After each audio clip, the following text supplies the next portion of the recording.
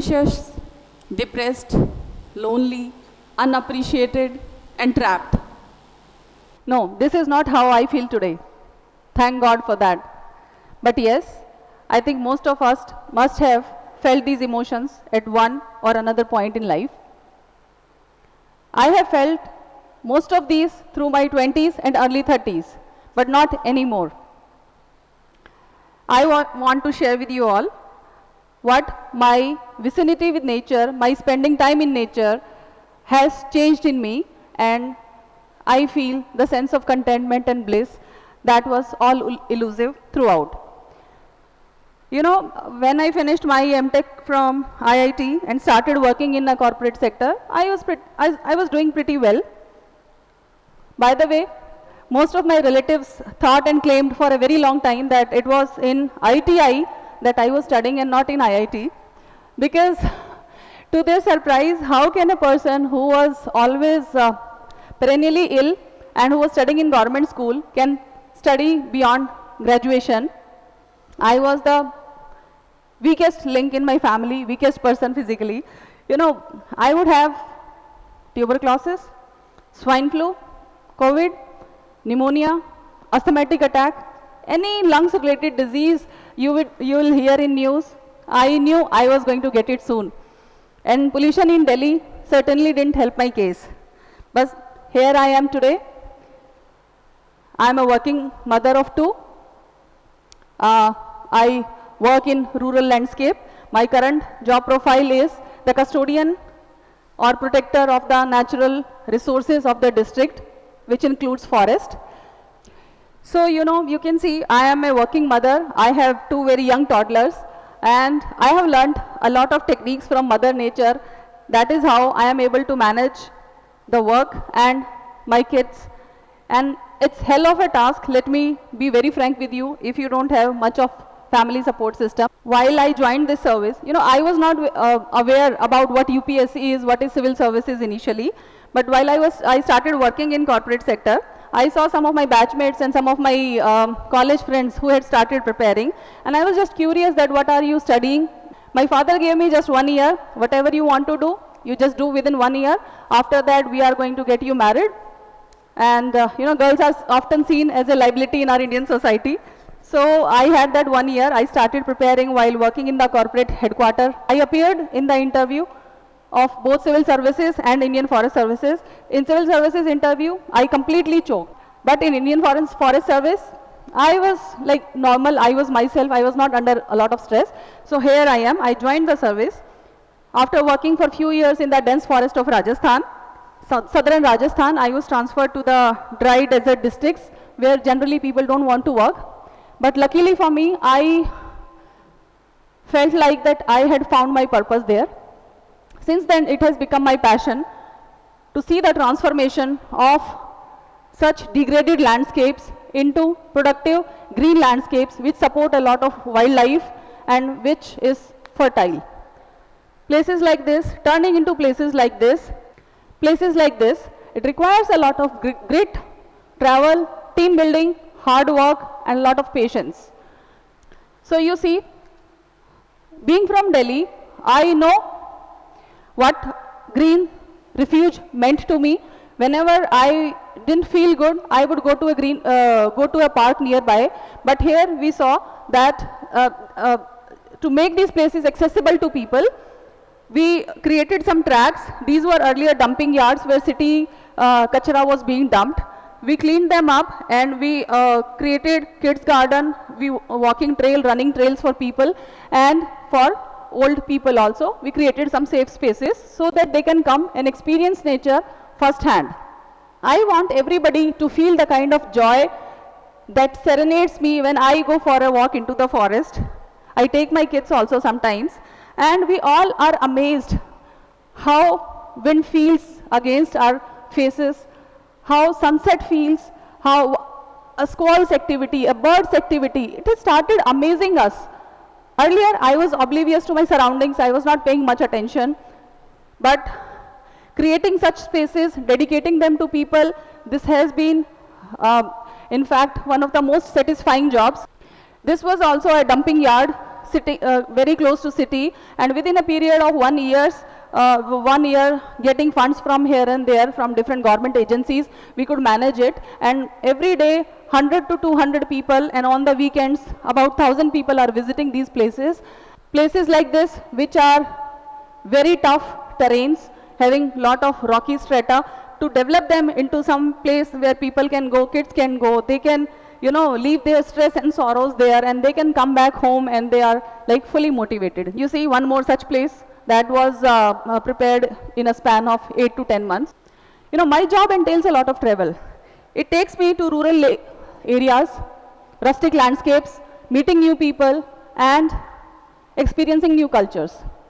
It was only then I realized that you don't know what caged means unless you are set free, unless you have experienced freedom and you have experienced the soaring skies.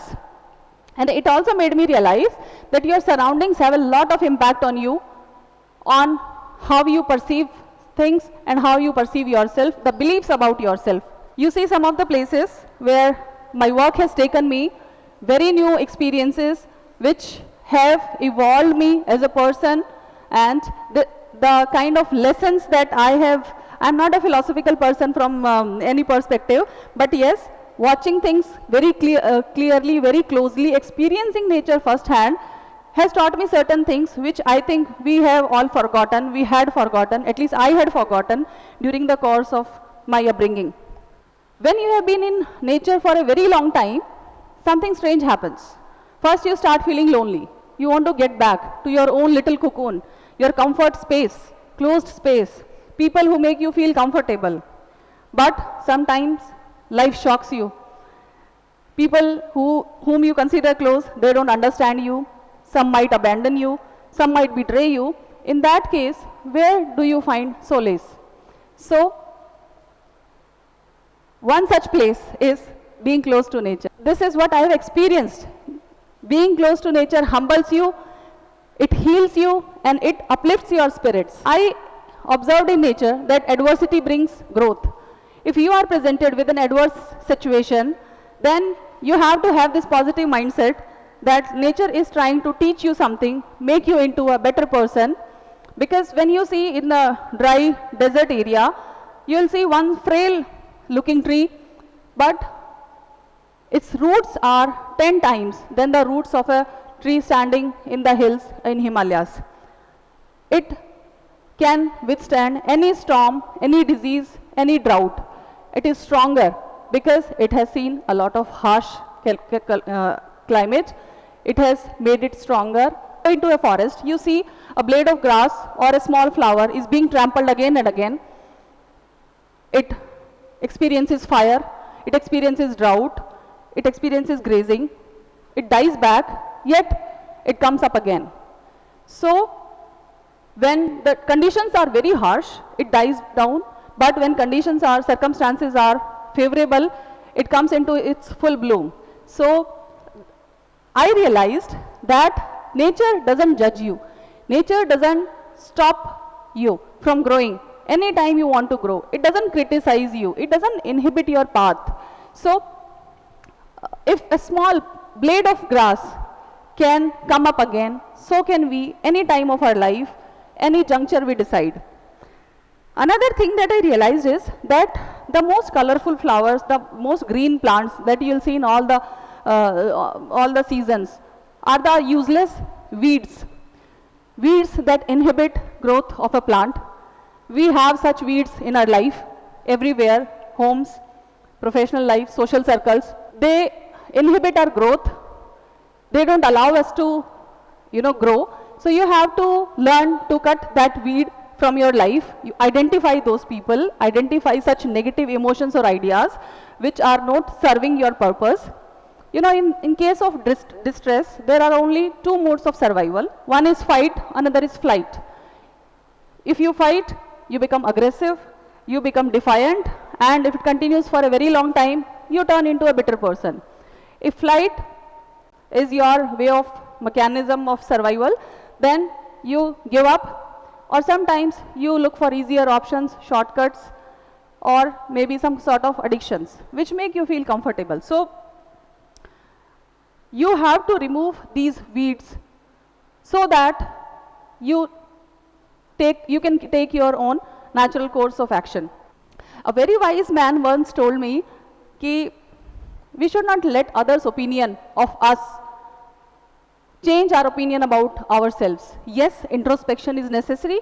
We must understand that this is the aspect where we need to grow, but धसे हैं खुद कीचड़ में कमर तक और दूसरों के फिसलने पे हंस दिया करते हैं. This is the general thinking of masses.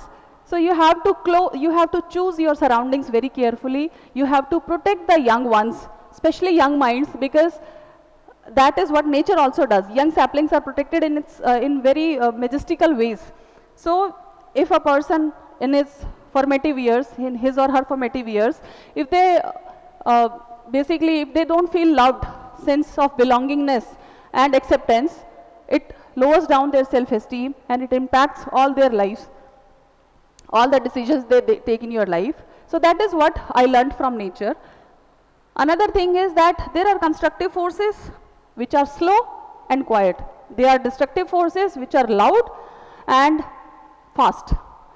But a bird's nest, if it's broken due to strong wind, it doesn't keep on crying all its life. It comes back when the wind is settled, it starts mending it, it starts rebuilding it. So it takes a lot of time, resilience, mental toughness to build yourself again from scratch, or to convert a place that is not useful to place that is basically useful and serving the society. Another thing that I observed is nature doesn't allow chaos for a very long time. It has its own mechanism of settling things down. If you have a feeling of scarcity in you, that I don't have this, I lack this, I don't get all this support, then it leads to a feeling of chaos in you. But nature rewards peace.